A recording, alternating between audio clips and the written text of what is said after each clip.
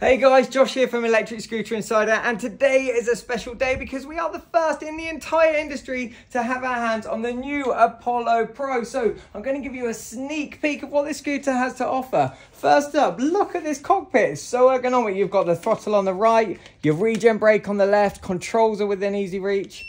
Turn signals on the end of the handlebars, that's pretty cool.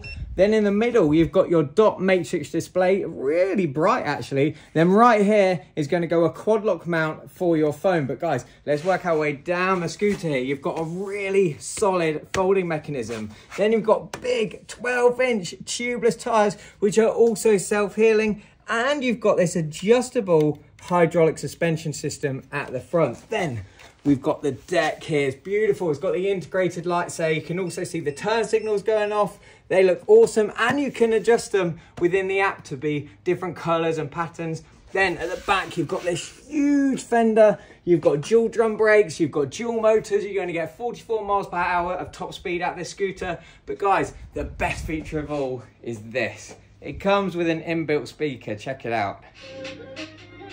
Okay. So guys, subscribe for the full review coming soon.